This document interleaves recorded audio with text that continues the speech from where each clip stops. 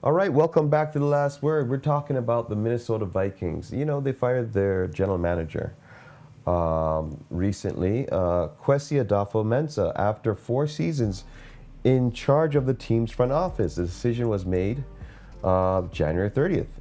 Adolfo-Mensah had been with the Vikings since January 2022 and was surprisingly dismissed less than a year after signing a multi-year contract extension with the team.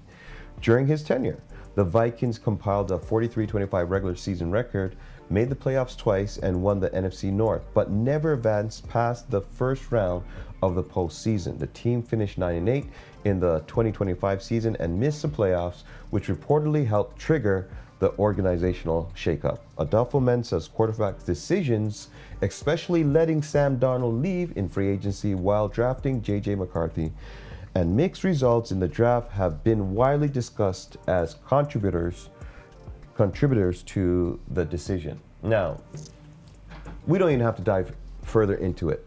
Justin Jefferson was, really public about it, saying that, he was really disappointed that they didn't bring back Sam Darnold, especially seeing that the success that he's having with Seattle. And not only that, like the reasons that Justin Jefferson was giving for him being upset, it was like, Sam Darnold knew the offense. Sam Darnold was been there, like he had that, that conglomerate with the team. Like he's been that offense, and they all had that, rhythm going. So all they had to do was pretty much bring him back for 1 year, even on what do they call it? Even on a franchise tag. Franchise, yeah. Yeah, which would possibly make that, even for 1 year, just run it back 1 year. They didn't do that. They let him go in free agency. And now the history's on the wall. Sam Darnold is on his way to the Super Bowl, and the the Vikings are left with a bitter taste in their mouth, believing in a quarterback that might potentially be a bust. What do you have to say about that, Karen?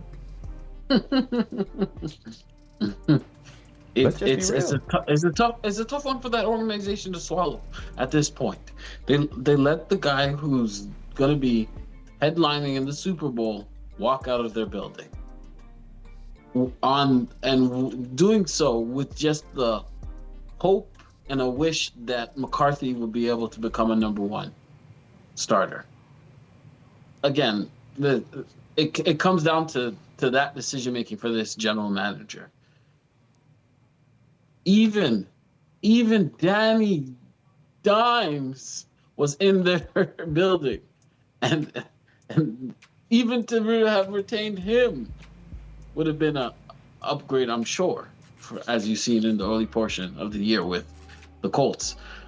But Sam Darnold won 14 games with this franchise. I understand the capital they invested in McCarthy, that top 10 first round pick. But sometimes you got to say to yourself, I know what I got with him. And it's not like Darnold's at the end of his career. Exactly. It's just it's a miss. And especially when you have one of the best receivers in the league on your team.